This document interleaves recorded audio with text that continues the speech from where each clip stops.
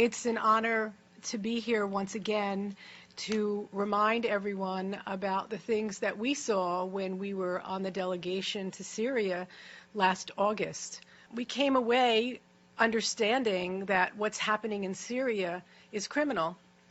I came back here as an American feeling disturbed and ashamed of what my government is doing and continues to do.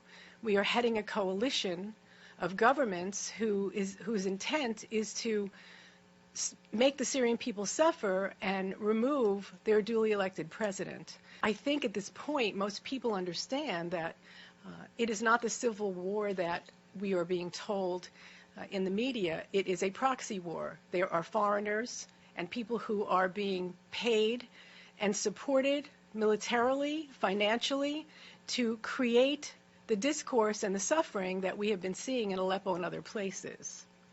It was clear to us from the meetings that we had that most of the Syrian people support Assad. And in fact, in all of our meetings, we didn't come across anyone who wasn't in support of Assad. There were people who were maybe critical of some things, but not everyone is unified. And regardless of religion, area where you live, regardless of any divisions that we in the United States like to use, labels we like to use to divide people, people in Syria are Syrians first. And they support Assad. They are looking to him to continue to lead the Syrian Arab army, to take back whatever places have been destroyed or stolen from them by foreigners. I am strongly in support of a continuation of what has been happening, what we've been seeing in Aleppo, getting rid of all of the foreign mercenaries, the terrorists who have been destroying and harming the Syrian people. It is time that we allow the Syrian people to begin their healing, to rebuild, and give them some time to figure out where they go from here. And I thank you very much for listening. I've been to Syria 6 times since 2014, 2 of which were with international delegations, and 4 times were independently on a visa I applied for, paid for, and waited for. And I mention these because I think it's important people realize wherever I've gone, I've spoken in Arabic to the people I'm speaking with. What Donna, what Sara have said, that the people support their army and government is absolutely true. Whatever you hear in the corporate media is the complete opposite. And on that note, what you hear in the corporate media, and I will name them, BBC, Guardian, New York Times, etc., on Aleppo is also opposite of reality. Aleppo since 2012 has been inhabited by different terrorist factions, among them al-Nusra, among them the so-called Free Syrian Army, which has committed the same heinous acts of terrorism as al-Nusra, as ISIS, as Ahrar al-Sham, as Nuruddin al-Zinki, which beheaded a 12-year-old Palestinian child, and somehow is still deemed moderate. What we've been hearing in the corporate media is not depicting an accurate image of what's happening in Aleppo. The corporate media is saying that the Syrian army is attacking people, and until today, the corporate media is maintaining this, even though the exact opposite is true. I would ask you to follow the voices of people in Syria who, like my colleagues here said, they want you to speak the truth. They're tired of lies. They're very well aware of the lies that our media is purporting and that our human rights groups are purporting. They want an end to the violence. They don't want this war to continue. They didn't ask for this war. But as my colleagues stressed, Syria is a sovereign nation. It has the right to fight against terrorism. And we know that 101 of 193 UN member states have sent terrorists to Syria to slaughter and destroy. So Syria is fighting a war against terrorism. It's winning in Aleppo, and hopefully either the terrorists will accept a deal to be transported out of Aleppo, hopefully they will participate in the Musalaha, the reconciliation, will lay down their arms, will take the amnesty offered to them by the government and which has been taken by thousands of former militants. And hopefully, above all, the US will stop supporting terrorism and stop funding terrorism. As a journalist, I'm sure you can appreciate getting other impressions than empirical impressions from the ground. When you talk about the Syrian people and what the Syrian people want, how can you quantify that? Do you have any independent surveys where you can actually document that? And secondly, you talk about the corporate media, the Western media, the lies, and all of this.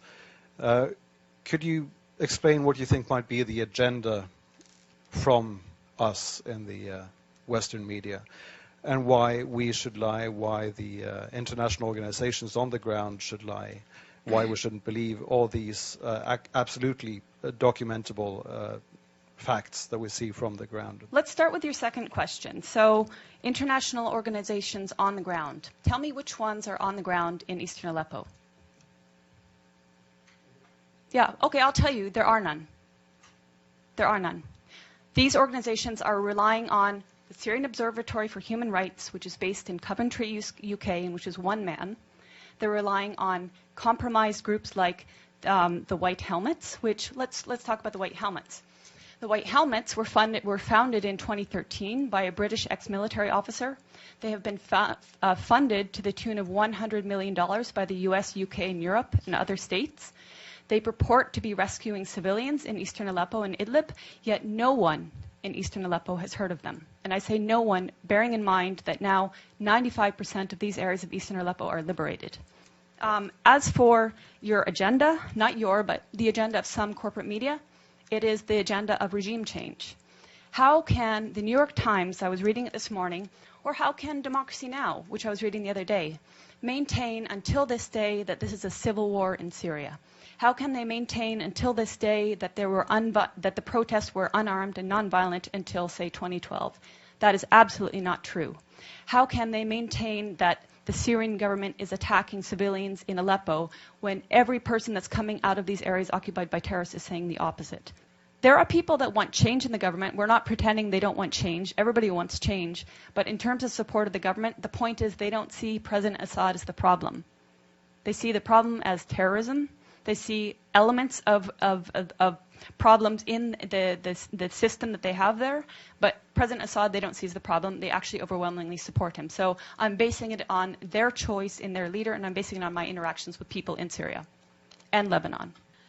Just to say, on my own previous trips to Syria, the most difficult thing is to come back to the United States with a message on the role of the U.S. war and the way in which the United States has instigated through many criminal alliances this war on Syria, this effort to completely destroy Syria. So whether it's in Syria or Iraq or Afghanistan or Libya, and we can see the horror of U.S. orchestrated bombing and destruction, what's called regime change. That's far too polite a word.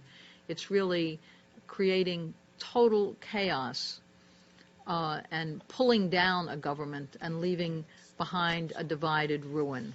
And then taking no credit for it, just leaving it to the blame of contending factions that today are controlling Libya. So this is a future that they want for Syria, and this is what the people of Syria are resisting, and resisting with enormous determination to hold together as a secular, united, giving space to every religion, culture, and grouping within Syria. That's quite an accomplishment, and calling on and gaining assistance from other countries, which Syria, as a sovereign nation, has every right to do. On the other hand, the U.S.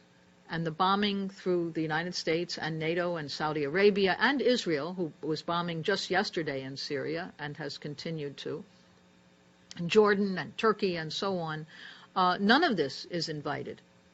It is all done in the name of attacking ISIS, and yet there's barely a scratch on ISIS. So there's a complete bias, and it is reflected, of course, in the media, a vilification of Syria, of Syria's very right to exist, and a continuing demand for regime change, which really means tearing apart the existing government.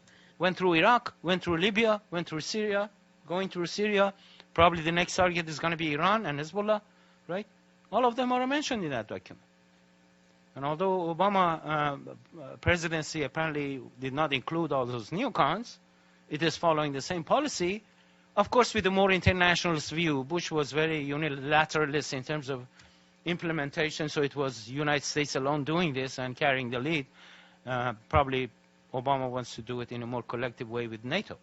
But the objective is still the same, and they're pursuing it.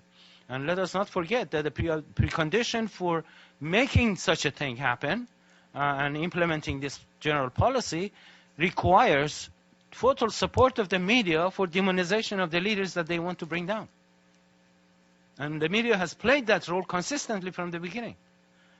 And that's what they're doing. And what Eva was describing and Donna was describing and others is testimony to this integral role of the media in this imperialistic project that is going on. And there must be an end put to it. And this is what we are trying to do.